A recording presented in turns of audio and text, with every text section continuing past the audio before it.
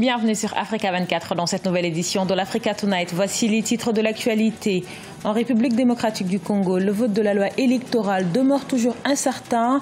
Réunie en plénière ce samedi, cette loi qui divise majorité comme opposition n'a pas été votée, alors que la date butoir pour sa promulgation était fixée au 30 novembre 2017. Afrique, terre d'investissement, c'était le thème de la 10e journée de la création d'entreprises qui s'est tenue ce samedi 2 décembre à Paris en France. Occasion pour les entrepreneurs de concrétiser leur projet de création d'entreprise grâce au concours Tremplin Maroc. Et puis le rap au Burkina Faso, l'une des formes d'expression consacrée d'une partie de la jeunesse urbaine. 30 ans après son introduction dans le pays, comment évolue ce style musical? Élément de réponse à suivre dans ce journal. Le projet de loi électorale fait polémique en République démocratique du Congo. Une des exigences posées dans le calendrier électoral en vue d'organiser les élections, elle divise majorité comme opposition. Alors que sa promulgation était fixée au 30 novembre 2017, l'opposition a quitté la plénière ce samedi, dénonçant plusieurs irrégularités. Les précisions dans ce reportage de notre correspondant Jacques Mboka. En République démocratique du Congo, l'Assemblée nationale n'a toujours pas voté la loi électorale. Le projet de loi a été discuté en commission sans les députés de l'opposition qui ont boycotté les travaux. Mais présente au début de la plénière de ce samedi 2 décembre 2017, l'opposition a de nouveau quitté la salle, dénonçant plusieurs dispositions qui expriment, selon elle, la volonté du parti au pouvoir à tolérer la fraude et la tricherie. Les députés de l'opposition s'insurgent contre l'attitude cavalière des députés du PPRD, de certains collègues de la majorité présidentielle, des membres du bureau de la commission PAJ appartenant à la MP, d'opérer nuitamment un forcing pour faire passer ces projets de loi anticonstitutionnels, antidémocratiques, liberticides et porteurs de germes de troubles sociaux, dans le seul but d'organiser une tricherie électorale à grande échelle. Le projet de loi électorale fait partie des exigences politiques contenues dans le calendrier électoral publié le 5 novembre 2017 par la CENI. La loi électorale devrait être promulguée par le chef de l'État au plus tard le 30 novembre 2017. Le non-respect de cette échéance affecte le calendrier qui a prévu la tenue de la présidentielle couplée aux 2 législatives le 23 décembre 2018.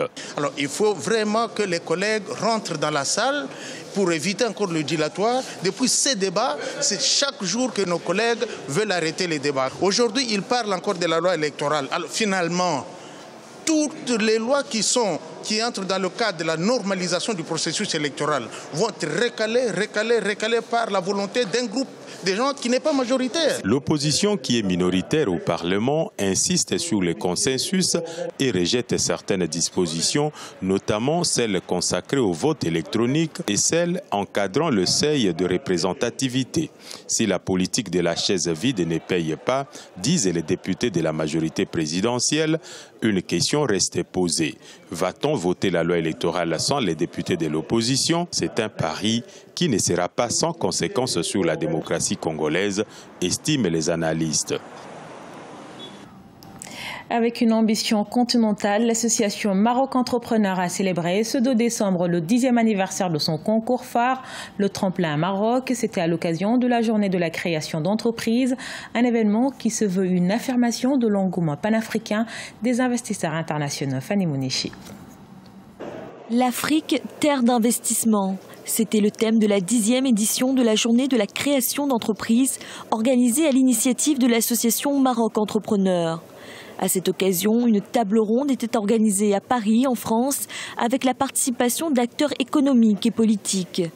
Banques, télécommunications, assurances ou encore BTP, les entreprises marocaines ont diversifié leur champ d'action et surtout elles sont désormais durablement implantées sur le continent. Le Maroc déploie une action de coopération qui concerne aussi bien des grands projets, des projets sur les fertilisants, des projets sur des grands projets comme le gazoduc Nigeria-Maroc, mais déploie aussi beaucoup de projets de proximité et de projets qui ont du sens au niveau des populations locales. Au programme également de cette journée, des ateliers sur la création d'entreprises, des rencontres et des retours d'expérience dans le domaine de l'entrepreneuriat. La journée de la création d'entreprises clôture d'ailleurs le concours labellisé Tremplin Maroc qui récompense les porteurs de projets. Le Royaume a également participé d'une manière synalagmatique au développement socio-économique, monsieur l'ambassadeur l'a également souligné, à la croissance inclusive des pays d'Afrique. Maroc Entrepreneur s'est engagé depuis 10 ans dans l'accompagnement de ses porteurs de projets. Elle a persévéré dans la promotion de l'entrepreneuriat, dans l'information et la formation de ses porteurs de projets, en matière de création d'entreprises dans le continent. Les projets inaugurés par le roi Mohamed VI au cours de sa dernière visite à Abidjan montrent l'importance accordée par le Maroc à la dynamique d'intégration régionale. Une démarche africaine dans laquelle le royaume associe aussi bien le secteur public que privé.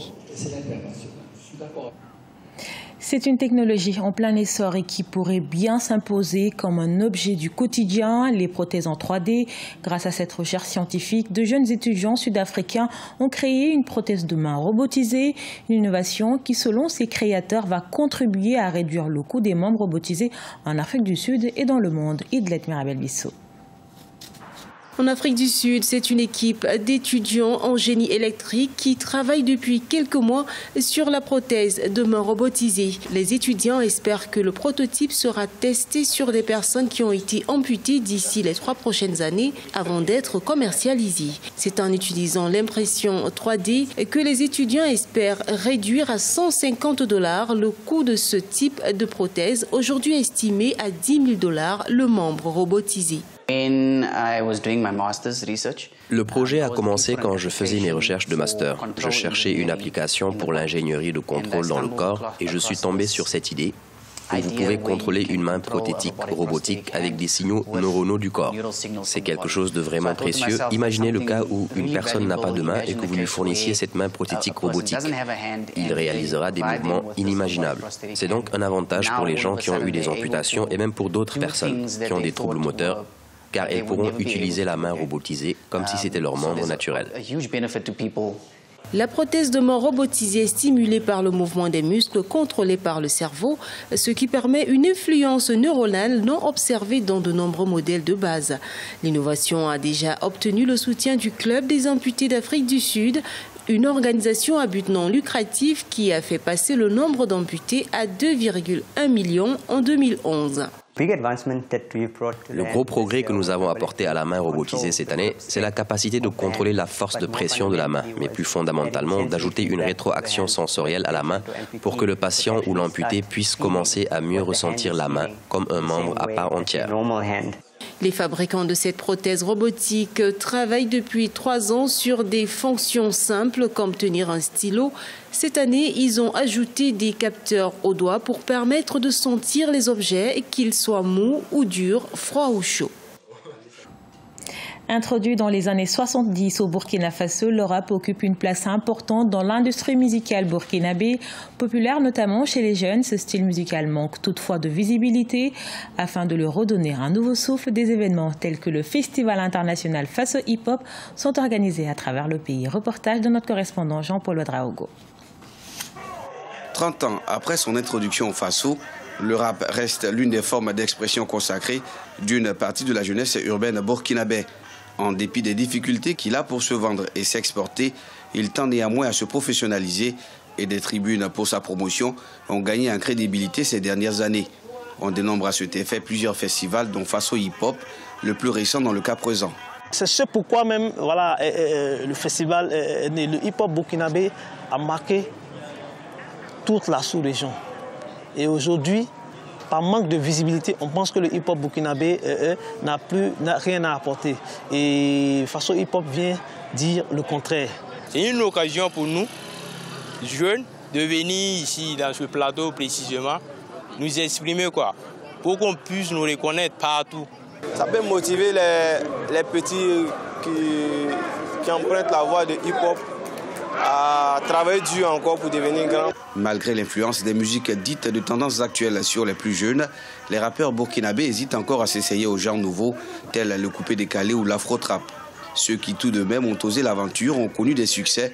C'est le cas pour Will Be Black, David le Combattant ou encore Doudenji pour son récent titre La copine à mon ex.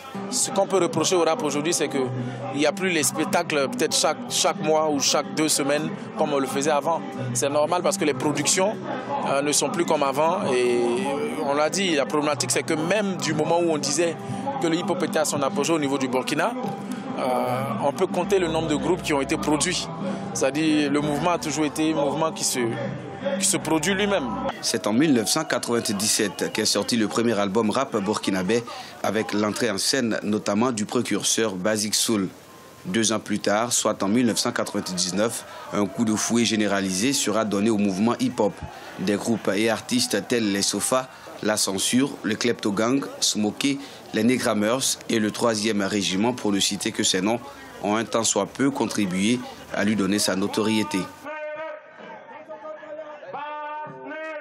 Ce journal a été réalisé par l'ensemble de la rédaction. Nous vous remercions pour votre fidélité. Dans un instant, une nouvelle édition de l'actualité sur Africa 24.